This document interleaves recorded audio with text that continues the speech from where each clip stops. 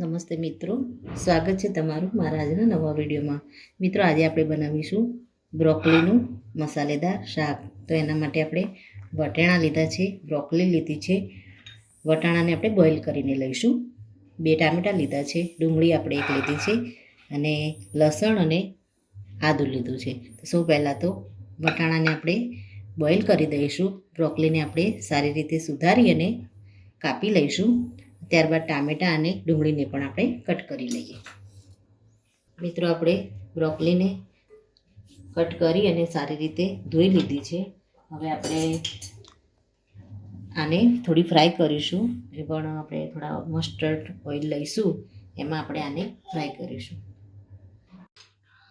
મિત્રો, આપણે સરસ એને થોડું ગરમ થવા દઈશું. ત્યારબાદ આપણે બ્રોકોલીને એમાં થોડી ફ્રાય કરી લઈશું, જેથી એનો કલર પણ સારો આવે અને ટેસ્ટ પણ એનો ખૂબ જ સારો આવે. વટાણાને પણ આપણે બોઇલ કરીને રાખ્યા છે. લસણ અને આદુને પણ આપણે પેસ્ટ કરી દીધી છે. તો મિત્રો,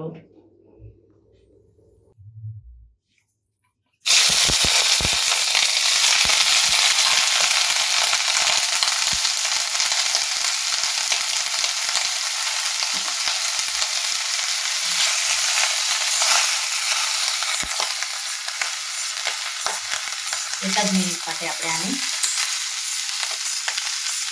ફ્રાય કરી દઈશું.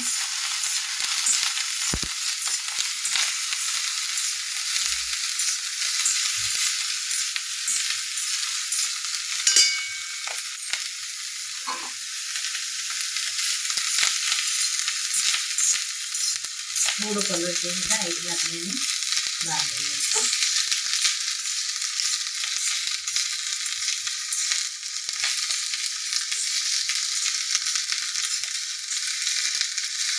બ્રોકોલી છે સ્વાસ્થ્ય માટે ખૂબ જ સારી છે. કોલેસ્ટ્રોલ પણ કંટ્રોલ કરે છે અને હાર્ટને પણ મજબૂત કરે છે.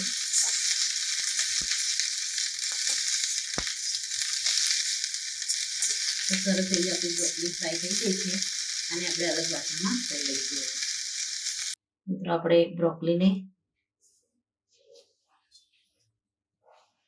થોડા ઓઇલમાં ફ્રાય કરી અને અલગ લઈ લીધી છે. હવે આપણે ટામેટાં અને ડુંગળીનો વઘાર કરીશું. તો મેં ફરીથી વાસણમાં સરસ એનું તેલ લઈ લીધું છે. એને આપણે થોડું ગરમ થવા દઈશું. એમાં 1 તેજપત્તું અને મેથી આપણે થોડી ઉમેરીશું. તમે આમાં જીરાનો વઘાર કરવો હોય તો તમે કરી શકો છો. આપણે મેથીનો વઘાર કરીશું. મેથી અને તેજપત્તાને આપણે તેલમાં સારી રીતે થવા દઈશું. મેથી આપણી ગોલ્ડન બ્રાઉન થાય ત્યારબાદ આપણે લસણ અને આદુની પેસ્ટ એડ કરી દઈશું. સરસિયાના તેલને જો તમે સારી રીતે ગરમ કરી અને પછી રસોઈ બનાવો તો એમાં કચાશ નથી લાગતી અને એનો ટેસ્ટ ખૂબ જ સારો આવે છે. મિત્રો, અને બ્રોકોલીનું શાક સરસિયાનું બનાવો તો એનો સ્વાદ વધી જાય છે. તો મિત્રો, આપણું તેલ ગરમ થઈ ગયું છે અને મેથી પણ આપણી અંદર ફૂટી ગઈ છે. ગેસને આપણે મીડિયમ કરી દઈશું. 2 થી 3 આપણે લીલા મરચાં એડ કરીશું. ત્યારબાદ આદુ અને લસણ એડ કરીશું. અને આપણે થોડું સાંતળીશું. લસણની થોડી સ્મેલ આવે ત્યારબાદ આપણે ડુંગળી અને ટામેટાં એડ કરીશું.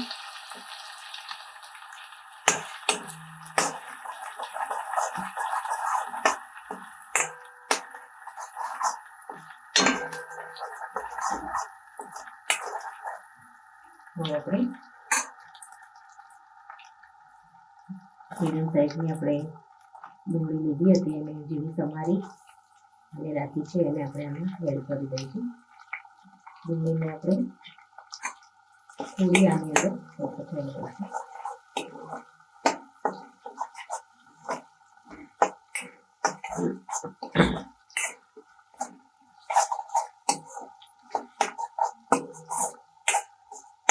મિત્રો બ્રોકોલીનું સલાડ પણ તમે લઈ શકો છો, સ્વાસ્થ્ય માટે ખૂબ જ સારું છે. હવે આપણે ટામેટું એડ કરી દઈશું. આમાં થોડું ટામેટું આપણે રાખીશું આપણે ઉપર, થોડું એડ કરીશું.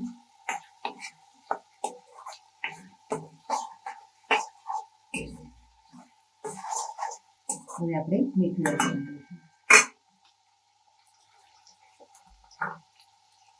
વટાણાને આપણે બોઇલ કર્યા ત્યારે આપણે એની અંદર મીઠું એડ કર્યું છે, આપણે મીઠું એડ કરી દઈશું. હવે બોઇલ કરેલા આપણે વટાણા એડ કરી દઈશું.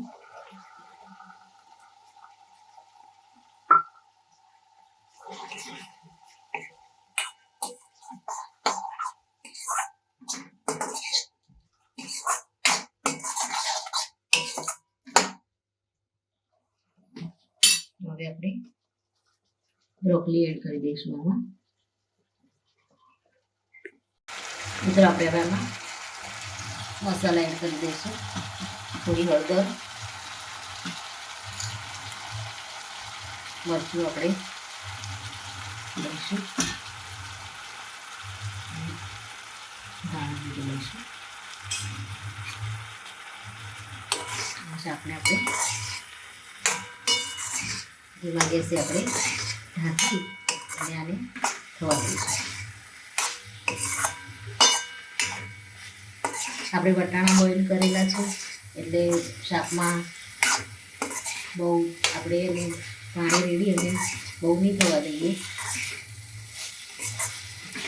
થોડું આપણે પાણી એડ કરીશું અને ઢાંકી અને આપણે આને સારી રીતે કૂક થવા દઈશું. બ્રોકોલીને પણ આપણે તેલમાં ફ્રાય કરી દીધું છે. તમે પાણી એડ ના કરો ને આની ઉપર થાળી કે એવું ઢાંકણ ઢાંકી અને એના ઉપર તમે પાણી મૂકી દેશો તો પણ શાક સારી રીતે કૂક થઈ જશે.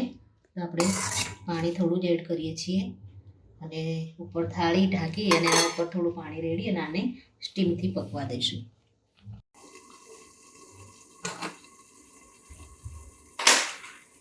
મિત્રો આપણે શાકને ચેક કરી લઈશું. મિત્રો આપણું શાક છે એ બની અને રેડી થઈ ગયું છે. ગેસને આપણે બંધ કરીશું. ઉપર આપણે કાચા ટામેટાં બીજા જે અલગ રાખ્યા હતા એ આપણે થોડા નાખી અને ગેસને બંધ કરી દઈશું અને ઢાંકી અને થોડી વાર પછી આપણે સર્વ કરી લઈશું. તો મિત્રો રેડી છે આપણું વટાણા અને બ્રોકોલીનું મસાલેદાર શાક. આપણે થોડી ઝીણી સમારેલી કોથમીર નાખી અને આપણે સર્વ કરી લઈશું. તો મિત્રો તમે પણ આ રીતે ઘરે બ્રોકોલીનું શાક જરૂરથી બનાવો. ખૂબ જ ટેસ્ટી અને સ્વાદિષ્ટ બને છે અને સ્વાસ્થ્ય માટે પણ ખૂબ જ સારું છે. તો મિત્રો આ સાથે મારો આ વિડીયો અહીંયા પૂરો થાય છે. જો મારો આ વિડીયો તમને ગમ્યો હોય તો લાઈક કરો, શેર કરો અને તમારી ચેનલ દેશી સ્પૂનને સબસ્ક્રાઈબ કરવાનું ભૂલશો નહીં. અને કમેન્ટમાં જરૂરથી લખો કે મારી રેસીપી તમને કેવી લાગે છે. ફરી મળીએ મિત્રો નવા વિડીયો સાથે. ત્યાં સુધી આવજો. Thank you.